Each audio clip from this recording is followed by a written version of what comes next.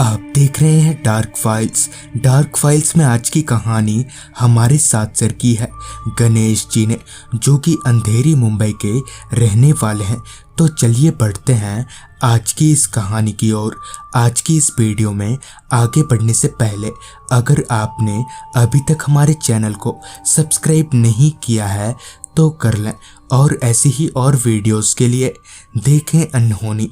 Channel के link आपको नीचे डिस्क्रिप्शन बॉक्स में मिल जाएगी।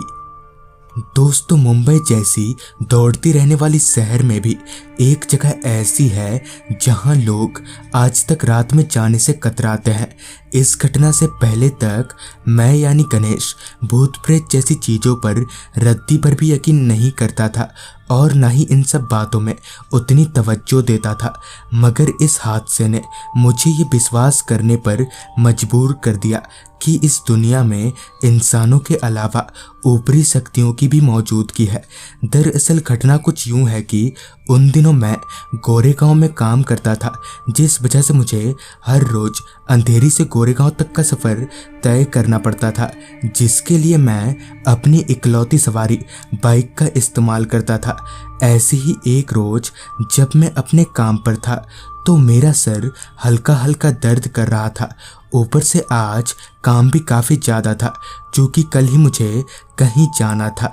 तो मैंने ये ठान लिया था कि चाहे कितनी भी देर हो जाए, आज के आज ही सारा काम निपटा कर निकलूँगा। जैसे मैंने सोचा था अब तक तो सब कुछ वैसा ही हो रहा था। मैं एकाएक काम निपटाने की कोशिश में था, मगर काम था जो ख़त्म होने का नाम ही नहीं ले रहा था।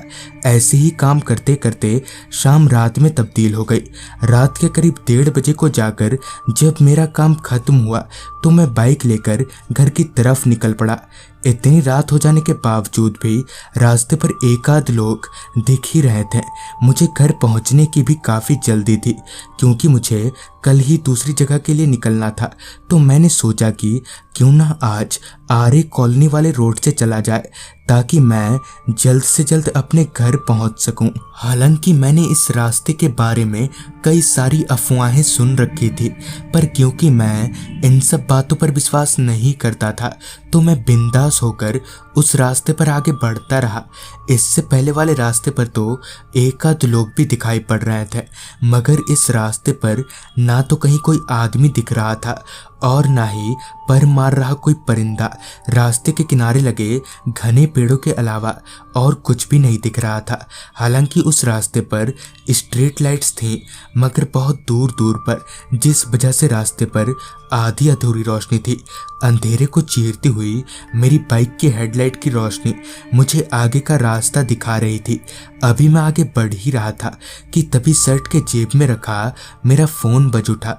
मैंने बाइक को एक साइड पर रोककर मोबाइल देखा तो घर से पापा का फ़ोन था।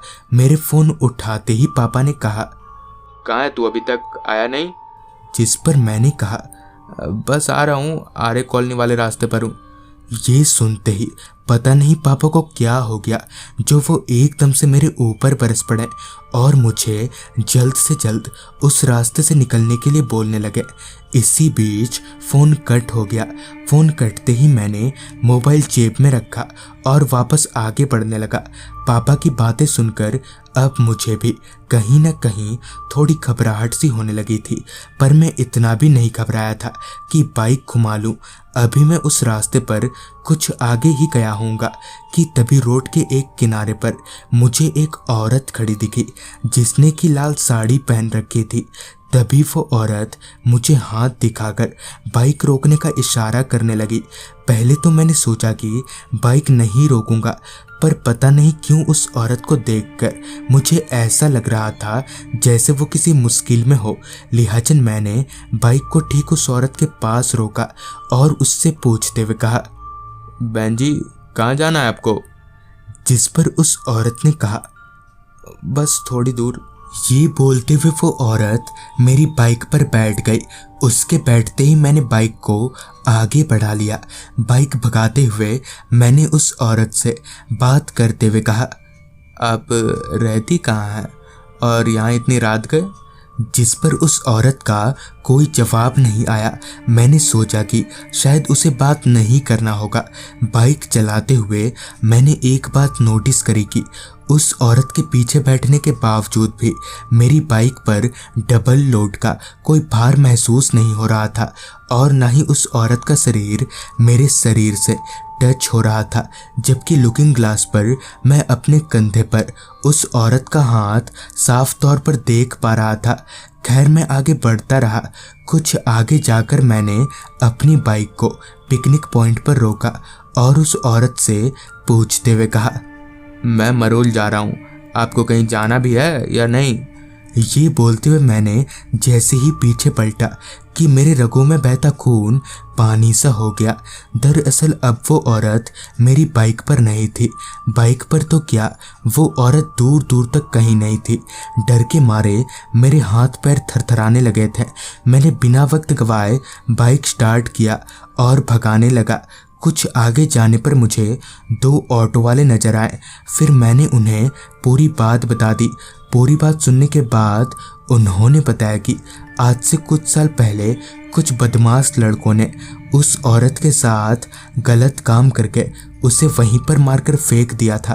तब से उस औरत की आत्मा वहीं भटकती है। और साथ ही उन्होंने बताया कि वो तो मेरी नीयत अच्छी थी, जो मैंने उस औरत से बुरा बर्ताव करने की कोशिश नहीं की, वरना शायद आज मैं जिंदा ना होता। दोस्तों, कभी कभी इंसान की नीयत भी उसकी जान बचा लेती है। ये थी गणेश जी की भेजी गई कहानी। अगर आपके पास भी ऐसी कोई कहानियां हैं तो हमारे साथ ज़रूर शेयर करें। तो मैं आर्यन जल्दी ही मिलूंगा आपसे ऐसी ही एक कहानी के साथ।